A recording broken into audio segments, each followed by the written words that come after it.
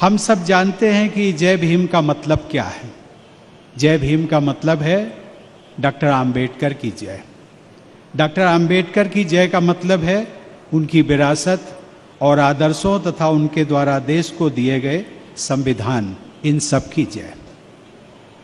Doctor Ambedkar के नेतृत्व में बना हमारा संविधान सभी देशवासियों को समानता का मूल अधिकार देता है। इस मूल अधिकार के कारण हर एक भारतवासी गरिमा में पूर्ण जीवन जी सकता है। इसी संविधान द्वारा दिया गया दूसरा बहुत ही महत्वपूर्ण अधिकार है प्रत्येक व्यक्ति को मिला हुआ मतदान का अधिकार, अर्थात वोट देने का अधिकार, जो कि हमारे लोकतंत्र का आधार है। देश के गरीब, पिछड़े और वंचित वर्गों के लिए इन दोनों अधिकारों का विशेष महत्व है। यही संविधान हमें शिक्षा का अधिकार भी देता है। नागरिकों को मिले सभी अधिकारों का समुचित उपयोग करने के लिए शिक्षा का होना बहुत जरूरी है। बाबा साहब के अनुसार मनुष्य के हर प्रकार के विकास के लिए शिक्षा एक आधारभूत जरूरत होती है। इसलिए उन्होंने इन वर्गों को जो नारा दिया था, जिसमें कहा गया था कि शिक्षित बनो, संगठित रहो और संघर्ष करो, उसमें भी हम सब देखते हैं कि बाबा साहब ने शिक्षा को ही प्राथमिकता दी थी। बाबा साहब के मुताबिक शिक्षा का अर्थ केवल किताबी ज्ञान तक ही सीमित नहीं होना था। उनका कहना था कि शिक्षा मनुष्य की प्रगति की कसौटी है। मित्रों, बाबा साहब के जीवन के बारे में जानकर सभी को, खासकर युवाओं को, बहुत प्रेरणा मिलती है। कदम कदम पर अभाव, अपमान और अड़चनों का सामना करते हुए वंचित समाज के एक बालक ने दुनिया के सबसे सम्मानित विश्वविद्यालयों में असाधारण विद्यार्थी के रूप में सम्मान अर्जित किया था।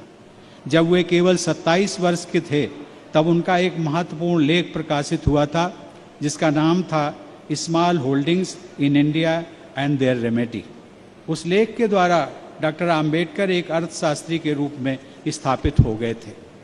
बाबा साहब के जीवन का एक और महत्वपूर्ण पहलू यह है कि उन्होंने अपने सार्वजनिक जीवन में सदैव अहिंसा और करुणा का मार्ग चुना।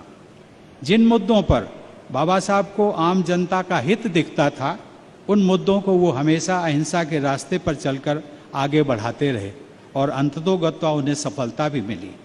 देश की महिलाओं को संपत्ति में बराबरी का दर्जा दिलाने के लिए उन्होंने केंद्रीय मंत्रिमंडल से इस्तीफा तक दे दिया था। उन्होंने समाज के कमजोर वर्गों, अनुसूचित जाति, अनुसूचित जनजाति और पिछड़ों के कल्याण की बात की, लेकिन इस सब के लिए उनका रास्ता हमेशा अहिंसात्मक ही रहा। संवाद के द्वारा, चर्चा के द्वारा लोगों के सामने अपनी बात रखकर वे सहमति बनाते थे, क्योंकि बाबा साहब का मानना था कि यह देश अपना है, यहाँ के सब लोग अपने हैं और समाज के कमजोर वर्गों को न्याय दिलाने हेतु जो भी करना है वह सब सदैव अहिंसात्मक तरीकों से ही व्यापक हित में हासिल किया जा सकता है, ताकि समाज में हमेशा सौहार्द का वातावरण बना रहे।